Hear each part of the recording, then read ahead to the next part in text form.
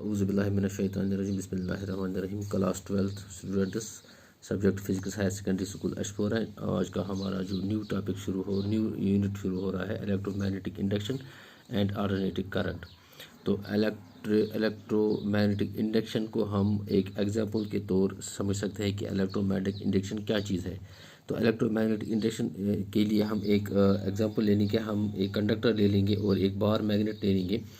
पहले केस में हम कंडक्टर को स्टेशनरी रखेंगे, तो ये जो बार मैग्नेट है इसको हम रोटेट करेंगे। तो जब हम बार मैग्नेट को रोटेट करेंगे तो इस कंडक्टर में एक ईएमएफ जनरेट होगा। तो इन कंडक्टर में एक ईएमएफ जनरेट होगा। तो यानी कि बार मैग्नेट जो है इसको हम इस कंडक्टर के से कंडक्टर के इसके हम इसको रोटेट करेंगे इसके। तो ये जो है बार मैग्नेट के रोटेट करने से जो मैग्नेटिक फील्ड प्रोड्यूस होता है by its north pole and south pole, तो यहाँ इस कंडक्टर में एक ईएमएफ जनरेट होगा। तो इस ईएमएफ जब जनरेट होगा तो एक करंट इसमें फ्लो होगी। तो इसी ईएमएफ को हम कहते हैं इंड्यूस्ड ईएमएफ। तो इस जो करंट फ्लो हो रही है उस करंट को हम कहते हैं इंड्यूस्ड करंट। तो ये इस चीज़ को हम रिवर्स भी कर सकते हैं, वाइस वर्सा भी कर सकते हैं। जैसे कंडक्टर को हम अब स्टेशनरी रखेंगे और बार मैग्नेट को अब स्टेशनरी रखेंगे और कंडक्टर को हम रोटेट करेंगे, तो फिर से वही प्रोसेस होगी।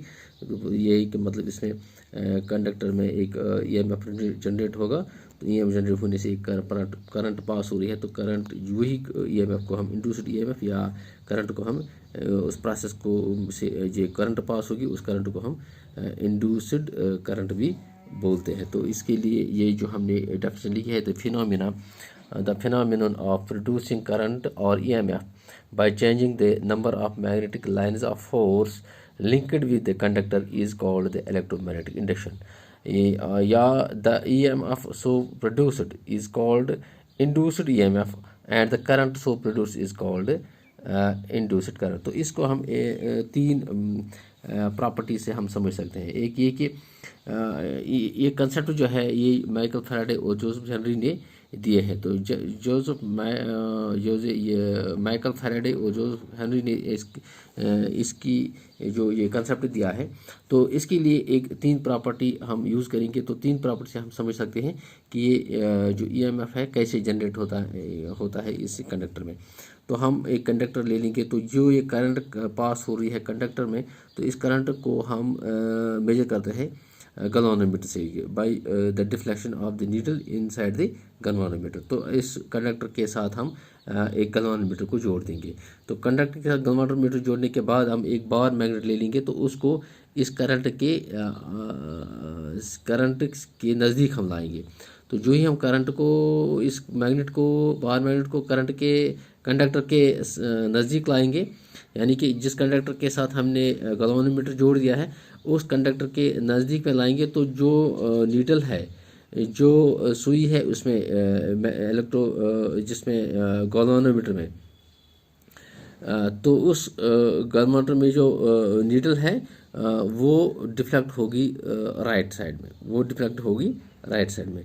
तो जो ही हम मैग्नेट को उसके कंडक्टर के नज़दीक में लाएंगे, तो अगर इसके बाद ये जो है दूसरा है कि अब हम, ये पहला केस था, पहला केस में हम मैग्नेट को कंडक्टर के नज़दीक में लाते हैं, तो ये जो मैग्नेट जो नीडल है जो इसमें गैल्वेनोमीटर में, तो वो डिफ्लेक्शन दिखा रही है। तो डिफ्लेक्शन मान लीजिए वो राइट साइड में है। तो दूसरा स्टेप है कि हम इसको मैग्नेट को अब वापस ले रहे हैं, इससे दूर ले रहे हैं। तो ये जो नीडल है अब ये रिवर्स होगी, अब ये लेफ़्ट साइड में डिफ्लेक्ट होगी। तो तीसरा केस है कि अगर इस मैग्नेट को हम स्टेशनरी रखेंगे, रुके हुए रखेंगे, यानी कि इसको हम घुमाएंगे नहीं, तो डिफ्लेक्शन भी गैल्वेनोमीटर में डिफ्लेक्शन भी नहीं होगी। इसका मतलब यह है कि कंडक्टर में ईएमएफ प्रोड्यूस नहीं हो रहा है। तो असली वजह क्या है कि पहले केस में जो है डिफ्लेक्शन दिखा रही है राइट साइड में, दूसरे केस में कि ये रिवर्स डिफ्लेक्शन दिख रही है लेफ्ट साइड में, और तीसरे केस में ये नहीं डिफ्लेक्शन दिखा रहा है। तो पहले केस में जब हम मैग्नेट को इसके कंडक्टर के नज़दीक लाते हैं, तो वहाँ जो है जो मैग्नेट से जो मैग्नेटिक लाइन्स ऑफ फोर्सेस जो हैं, जो मैग्नेट से प्रोड्यूस हो रहे हैं, और जो मैग्नेटिक लाइन्स जो है वो नॉर्थ से शुरू और साउथ से ख़त्म हो रही हैं, वो लाइन जब इंटर हो रही हैं कंडक्टर की, हाँ, तो वहाँ जो है वहाँ फ्लक्स बढ़ता है। फ्लक्स क्या है, वहाँ फ्लक्स इंक्रीज हो रहा है। तो जब फ्लक्स इंक्रीज होता है तो करंट नेचुरली इसमें एक पर्टिकुलर डायरेक्शन में मूव हो रही है कंडक्टर में।